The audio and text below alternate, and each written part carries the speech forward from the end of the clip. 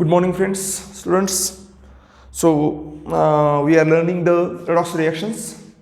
We are in the, what you can say, almost ending phase of the redox reaction. Applications of redox reaction that we are learning. Very important applications. As far as equivalent weight is concerned, we learned the normality in the mole concept chapter. In the last chapter, we learned normality. तर नॉर्मॅलिटीमध्ये आपण फक्त valence factor काढत असताना acidity of base, basicity of acid किंवा किती ions form करते, okay, एक neutral असेल तर किती आयन्स फॉर्म करते ह्याच्या बेसवर आपण नॉर्मॅलिटी काढली होती. आता जे आपण कॅल्क्युलेट करणार आहोत, आता जे आपण काढणार आहोत ते असं आहे की इथं आपण नॉर्मॅलिटीच्या बेसवर नाही, म्हणजे ॲसिडिटी किंवा बेसिसिटीचं असेल अशी गॅरंटी नाही. इथं ऑक्सिडेशन स्टेट चेंज व्हायला लागलेली आहे. म्हणजे जसं आपण Cr2O7 मायनस बघितलं बघा, क्रोमियम +6 +3 झाला. म्हणजे काय झालं, म्हणजे 3 इलेक्ट्रॉन एका क्रोमियमनं 3 इलेक्ट्रॉन गेन केले, म्हणजे 2 असतात Cr2 म्हणजे 2, मग एका दोघांना 4 केले, दोघांना 6 केले, 6 केले तर मग तिथं आपण काय करतो की equivalent weight equal to valence factor 6 पकडतो. तर असं हे फक्त एक नाही, चेंज इन ऑक्सिडेशन स्टेट जे काही आहे, change in oxidation state into atoms याचा अँगल पकडून आपल्याला इक्विव्हॅलंट वेट काढायचे. हे खूप महत्त्वाचं आहे. हा अँगल आपल्या डोक्यात बसला पाहिजे. ठीक आहे, तर याची स्टडी आपण ॲप्लिकेशन्समध्ये शिकणार आहोत. किंवा मग याच्यानंतर काय एवढं acidic power, strength, basic strength कशी आहे ते पण ऑक्सिडेशन स्टेटवर डिपेंड आहे ॲक्च्युली, ती पण आपण बघणार आहोत. तर ॲप्लिकेशन्स ऑफ ऑक्सिडेशन नंबर आणि applications of redox reactions combinedly आपण इथं शिकणार आहोत. ठीक आहे, चला ॲप्लिकेशन्स ऑफ रेडॉक्स रिॲक्शन अगोदर applications of oxidation state or application of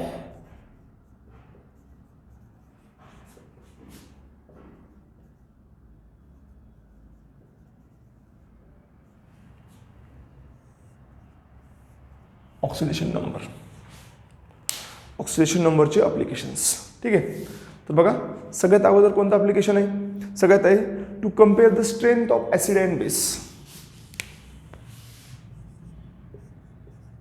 To compare the strength of acid and base. Acid आणि बेसची स्ट्रेंथ कम्पेअर करणं किंवा त्या स्ट्रेंथला पकडणं म्हणजे काय, म्हणजे ऑक्सिडेशन नंबर आहे. Okay, to compare the strength of acid and base. आता एकदम सिम्पल आहे, ऑक्सिडेशन स्टेट जेवढी जास्त तेवढी त्याची ॲसिडिटी जास्त.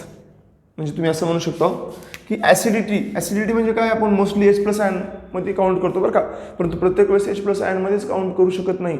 वेगवेगळे टर्म्स आहेत काउंट करण्यासाठी. OH- बी घेऊ शकतो, त्याला बी आपण ॲसिडिक म्हणतो.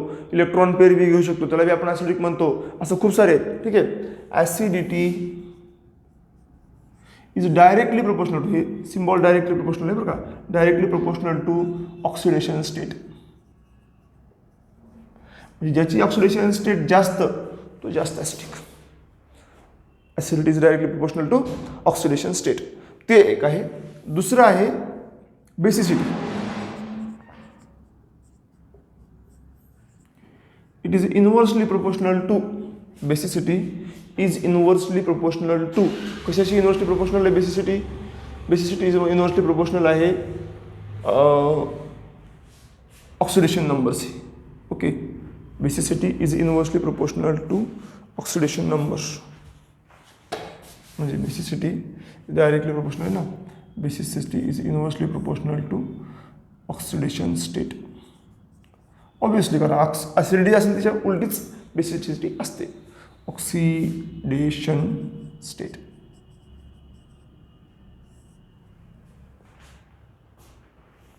ठीक आहे, चला तर सगळ्यात अगोदर काय इथं ॲसिडिटी, ऑक्सिडेशन स्टेट जेवढी जास्त तेवढी ॲसिडिटी जास्त. बेसिसिटी, ऑक्सिडेशन स्टेट जेवढी जास्त तेवढी बेसिक स्ट्रेंथ कमी आहे. ठीक आहे, याच्यावरून आपण एक्झाम्पल्स आपण शिकणार आहोत त्याच्यावरून. ठीक आहे, तर बघा खूप सारे एक्झाम्पल्स आहेत. पहिले आता एक एक्झाम्पल घेतो पुन्हा ॲसिडिसिटीचे मी अगोदर एक्झाम्पल सांगतो, नंतर बेसिसिटीचे सांगतो. पहिलं ॲसिडिटीचं एक्झाम्पल आहे म्हणजे oxidation state OS directly proportional to कशाची आहे, ॲसिडिक स्ट्रेंथ.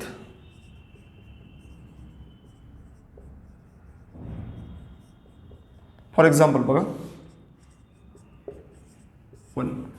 फॉर एक्झाम्पल काय, HClO4 is a more acidic than HClO3 is a more acidic than HClO2 आणि is more acidic than HClO. ह्याच्यापेक्षा ते जास्त ॲसिडिक आहे. आता हे काय आहे, +7 आहे. ऑक्सिडेशन स्टेट तुम्ही कॅल्क्युलेट काढू शकता, कारण हॅलोजनमध्ये एक व्हेरिएबल ऑक्सिडेशन स्टेट शो करण्याची कॅपॅसिटी आहे. तर त्या दृष्टीनं आपण इथं ऑक्सिडेशन स्टेट कॅल्क्युलेट करू शकतो. कसं कॅल्क्युलेट करू शकतो oxidation state?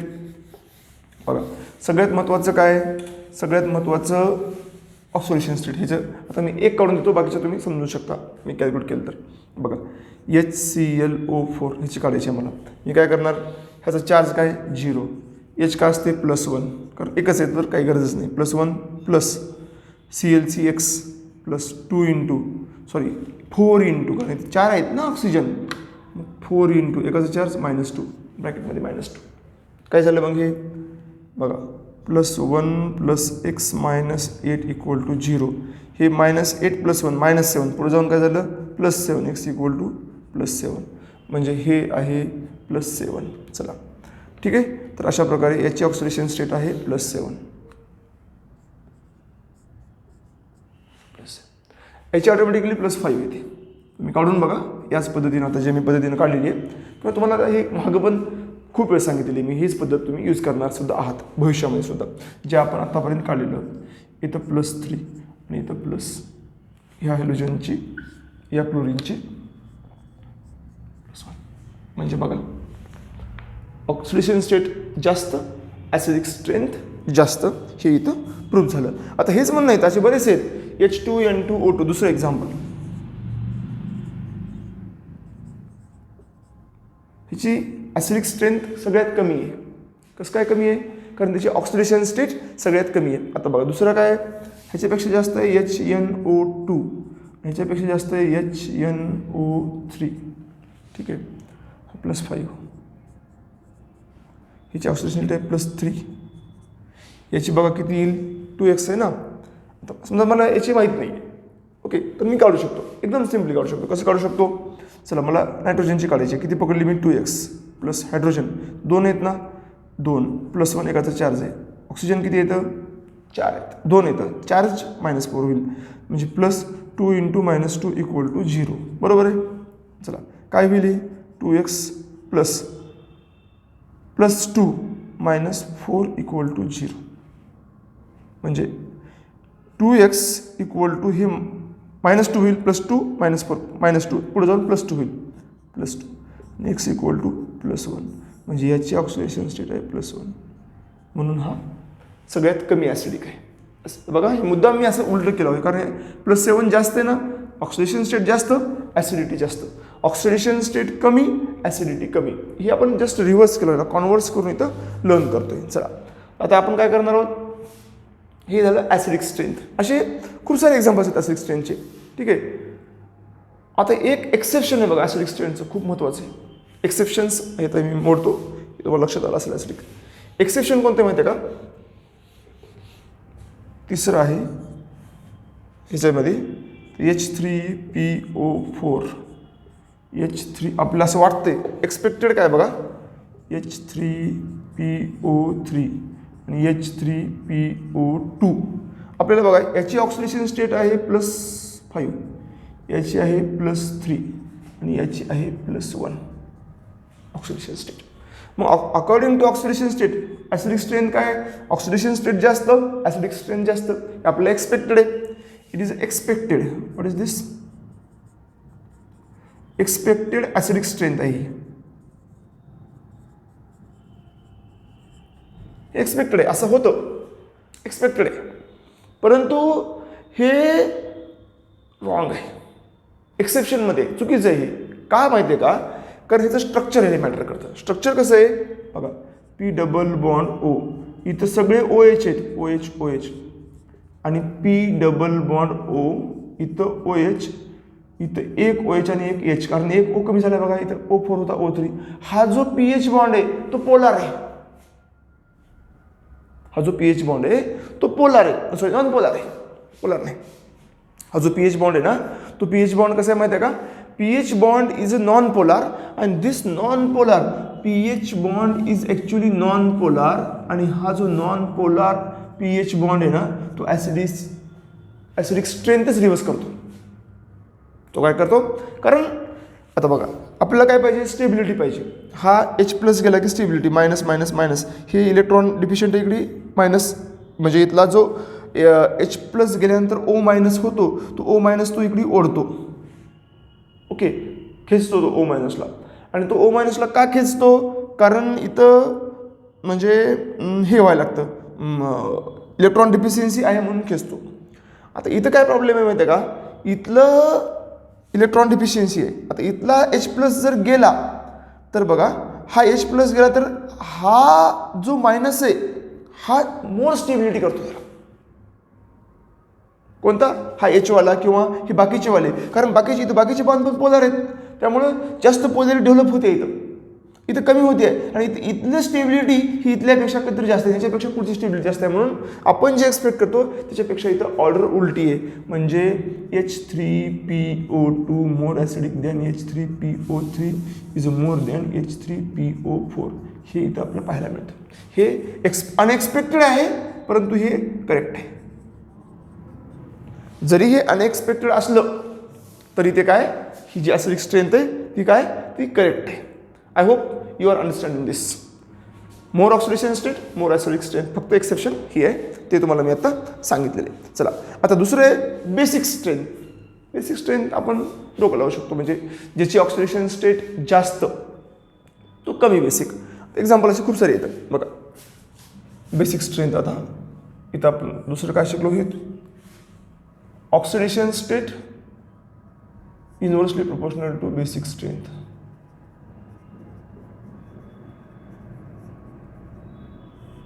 Okay, oxidation state काय आहे आता बघा. FeOH3 आणि FeOH2 ह्याची ऑक्सिडेशन स्टेट आहे +3, ह्याची +2. कोणता चांगला बेसिक आहे? उलटा, इथे जास्त आहे, हा जास्त बेसिक आहे, इथं उलटं होतं, याच्या उलटं इथं. आता तुम्ही जर कसं काय बघा, हा Fe+3 आहे आणि हा Fe+2 आहे. आपण एक्सप्लेन सुद्धा करू शकतो, नुसतं आपल्याला ऑर्डर दिली आहे म्हणून नाही. बघा हा Fe+3 आहे, मग ह्याला इलेक्ट्रॉनची गरज जास्त येणार आहे, मग तो OHला सोडणारच नाही. मग OHला सोडणार नाही तर हा स्ट्रॉंग बेस कसा होईल? नाहीच होऊ शकत. हा Fe+2 आहे, ह्याच्यामध्ये बऱ्यापैकी इलेक्ट्रॉन्स आहेत, ह्याच्यापेक्षा तरी जास्त आहेत, मग हा OHला लवकर सोडू शकतो. आणि हा जर OHला लवकर सोडला तर आपण ह्याला काय म्हणू शकतो? आपण ह्याला म्हणू शकतो फेरर, म्हणजे Fe+2. आणि Fe+2 काय आहे? अब Fe+2 हा बऱ्यापैकी स्टेबल पकडतो याच्यापेक्षा, आणि म्हणून हे लवकर OHला सोडतो आणि हा चांगला बेस म्हणून ॲक्ट होतो. अशा प्रकारे इथं आपण बेसिक स्ट्रेंथ कन्सिडर करू शकतो. बेसिक स्ट्रेंथ म्हणजे कशी? ज्याची ऑक्सिडेशन स्टेट कमी तो चांगला बेस. ठीक आहे, असे खूप आहेत. आता बघा SnOH2 is a more basic than SnOH4. याची ऑक्सिडेशन स्टेट इथं +2 आहे, याची ऑक्सिडेशन स्टेट इथं +4 आहे. Basic strength. Okay, so this is the first application of oxidation state, acidic and basic strength. आता सेकंड ॲप्लिकेशन्सबद्दल आपण आता शिकूया, म्हणजे सेकंड ॲप्लिकेशन्सबद्दल आपण काय सांगतो. चला तर बघा, नेक्स्ट आहे सेकंड ॲप्लिकेशनचं. ॲसिडिक आणि बेसिक स्ट्रेंथमध्ये जर सेकंड ॲप्लिकेशन्स तुम्ही बघितलात तर ते सेकंड ॲप्लिकेशन्स आपल्याला असं म्हणू शकतो की खूप महत्त्वाचं आहे, इक्विव्हॅलंट वेटवर आहे. कारण इक्विव्हॅलंट वेट म्हणजे काय? Molecular weight by valence factor. मी तुम्हाला नॉर्मली सांगतो, पण व्हॅलन्स फॅक्टर काढणं एवढं सोपं नाही. खूप माणूस कन्फ्यूज होतो तिथं, आणि कन्फ्युजन क्रिएट होतं. रेडॉक्स रिॲक्शनमध्ये व्हॅलन्स फॅक्टरचं खूप कन्फ्युजन क्रिएट होतं. ते टाळण्यासाठी आपण काय करतो, एक सेपरेट एक रामबाण उपाय थोडक्यामध्ये तुम्ही म्हणू शकता, तो इथं आपल्याला पाहायला मिळतो. ठीक आहे, तर पहिला to determine the equivalent weight, हे फर्स्ट ॲप्लिकेशन आहे to compare the acidic and basic strength. दुसरं आहे to find out the equivalent weight, to determine the equivalent weight.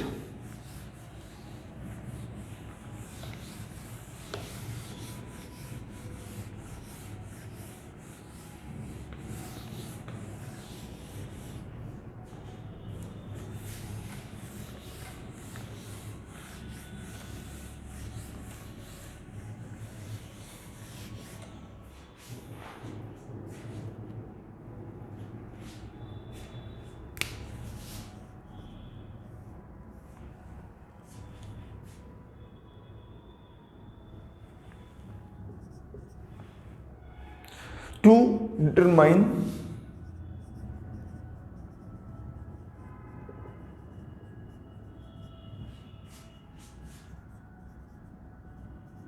The equivalent weight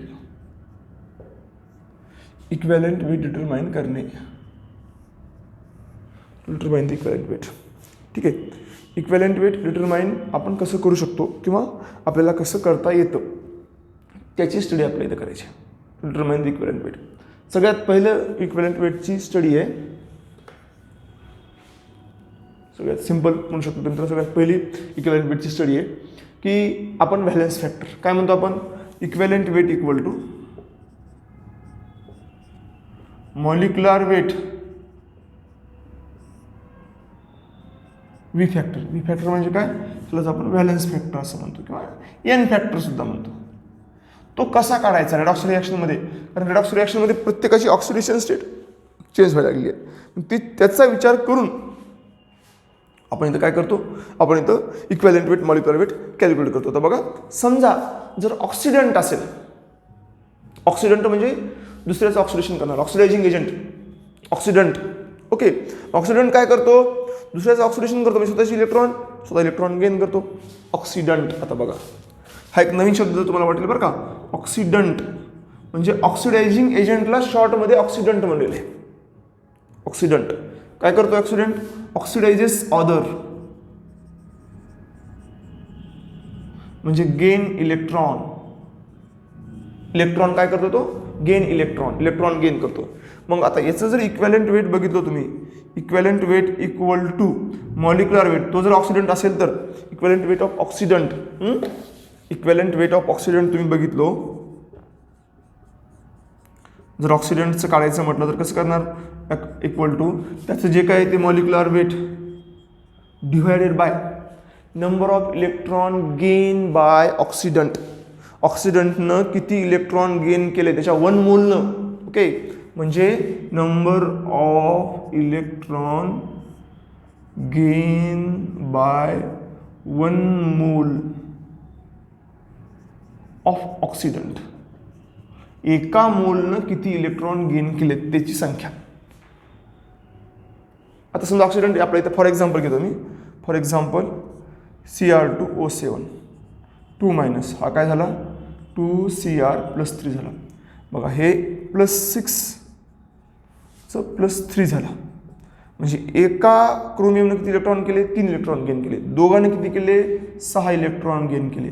तर याचं इक्विवेलेंट वेट काय होईल, याचं इक्विवेलेंट वेट होईल, इक्विवेलेंट वेट समजा Cr2O7 2 मायनस इक्वल टू त्याचं मॉलिक्युलर वेट डिवायडेड बाय इथं याचा व्हॅलन्स फॅक्टर किती होईल 6, कारण एका मोलनं 6 इलेक्ट्रॉन गेन केले म्हणून याचं मॉलिक्युलर वेट 6, सॉरी याचे व्ही फॅक्टर 6, याचा व्हॅलन्स फॅक्टर. एकाने किती इलेक्ट्रॉन गेन केले, एका मोलनं. आता तुम्ही जर एका क्रोमियममध्ये 3 इलेक्ट्रॉन गेन केले की करू द्या, पण एका मोलमध्ये किती क्रोमियम आहेत, 2 क्रोमियम आहेत.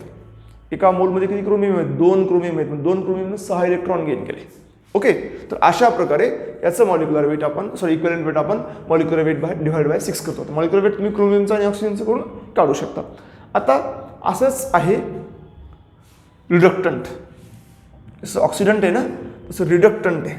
ठीक आहे, रिडक्टंट म्हणजे काय, रिडक्शन करणारा, रिड्युसेस अदर.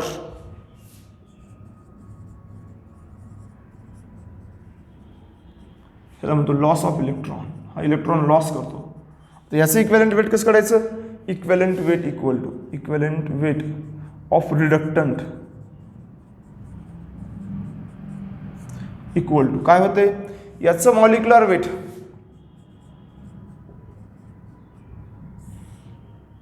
डिवायडेड बाय याचं molecular weight divided by number of electron loss by 1 mole of रिडक्टंट. इथं लॉस, इथं गेन आहे, इथं लॉस आहे. Number of electron loss by 1 mole of रिडक्टंट. एका मोल रिडक्टंटनं किती इलेक्ट्रॉन लॉस केले त्याची संख्या म्हणजे त्याचं इक्विवेलेंट वेट. हे इक्विवेलेंट वेट, त्याचं इक्विवेलेंट वेट आहे. हे अशा प्रकारे आपण याचं पण काढू शकतो.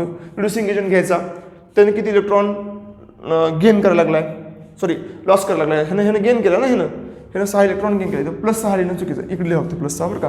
पण तुम्ही ब्रॅकेटमध्ये फक्त मला एवढं सांगायचं होतं की 6 इलेक्ट्रॉन ह्याचे गेन झाले एवढं सांगायचं होतं मला, म्हणून मी ते व्ही फॅक्टर त्याचा व्हॅलन्स फॅक्टर काढू शकतो. तसंच मी रिड्युसिंग एजंट असेच घेऊ शकतो आणि त्याचा व्हॅलन्स फॅक्टर इथं फाइंड आउट करू शकतो. अशा खूप सारे एक्झाम्पल आहेत.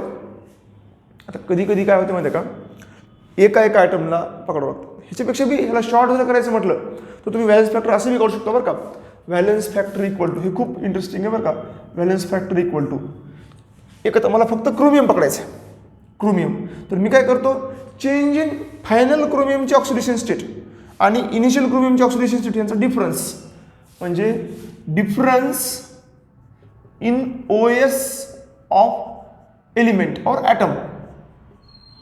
Item multiplied by number of atom, multiplied by number of atom. बघा इथं आता किती आहे, 2 ॲटम आहे, ह्याचा डिफरन्स किती आहे, एकाचा 3चा आहे, 3 गुणिले 2 होते, इथं पुन्हा 6च येते. म्हणजे असा सुद्धा फॉर्म्युला यूज करू शकतो, difference in OS of atom, oxidation स्टेटमधला डिफरन्स डिवाइड बाय म्हणजे मल्टिप्लाइड बाय किती ॲटम आहे त्याची संख्या. अशा प्रकारे सुद्धा आपण इथं डिफरन्स इन ऑक्सिडेशन स्टेट जे काय असेल ते तो डिफरन्स घेऊ शकतो आणि अशा प्रकारे सुद्धा आपण इथं काढू शकतो. जसं मी एक एक्झाम्पल तुम्हाला व्हॅलन्स फॅक्टरचं घेऊ शकतो. Change in oxidation state, difference in oxidation state म्हणू शकता किंवा तुम्ही चेंज इन ऑक्सिडेशन स्टेट सुद्धा म्हणू शकता, चेंज इन OS सुद्धा तुम्ही इथं म्हणू शकता. चला बघा नेक्स्ट काय आता, चेंज इन ऑक्सिडेशन स्टेट. तर सगळ्यात अगोदर आहे चेंज इन ऑक्सिडेशन स्टेटचं, चेंज इन ऑक्सिडेशन स्टेटचं आपण असे न्यूमेरिकल्स बघतो. I hope you are getting this. काय केलं, व्हॅलन्स फॅक्टर कसं काढतोय, व्हॅलन्स फॅक्टर ऑक्सिडेंट असो की मी सांगतो ना, ऑक्सिडेंट असो की रिडक्टंट असो, ह्याचं ताणच घ्यायचं नाही ह्या फॉर्म्युल्याचा. हे बी सोपं आहे, किती इलेक्ट्रॉन गेन केले लूज केले ते एकाचं. पण कसं, जसं मॅथमॅटिक्स स्ट्रॉंग आहे त्याला हे फॉर्म्युले सोपे वाटतात.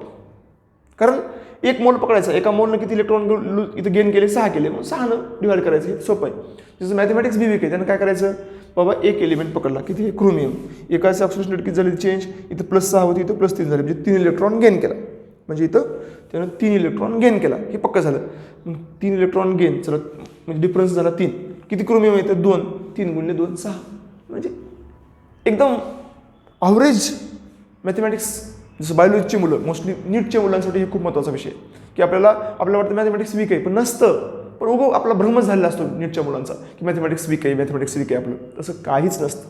तुम्ही फक्त काय करा, डिफरन्स करा, okay, multiplied by number of atoms करा, किंवा एका मोलमध्ये किती झाले ते बी तुम्ही सिम्पल केलं. थोडंसं वाटतं आपल्याला टफ, पण काहीच टफ नाही. चला, तर अशा प्रकारे ह्याचे एक्झाम्पल्स मी बघतो, तुम्हाला याचे एक्झाम्पल्स सांगतो, ठीक आहे.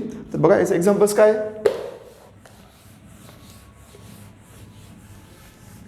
ॲप्लिकेशन्स म्हणजे एक एक्झाम्पल आहे,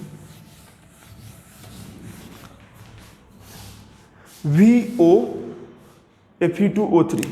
बघा VO + Fe2O3 गिव्स काय देते हे ना, V2O5 + FeO, V2O5 + FeO. आता ह्याचं बॅलन्सिंग आपण जाऊ दे, नंतर बघू मग बॅलन्सिंगचा विषय. फक्त मला इक्वेलंट वेट काढायचं, ह्यांचं equivalent weight. Okay, for example मग ह्याची ऑक्सिडेशन स्टेट किती आहे, +2 आहे, ऑक्सिजन -2 आहे म्हणजे +2 आहे. याची किती आहे, +3 आहे.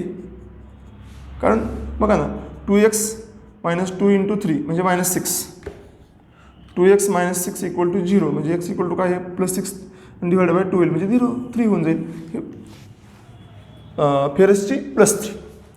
आणि व्हॅनिडियमची काय, व्हॅनिडियमची +5 येते. कशी येते बघा, सिम्पल आहे.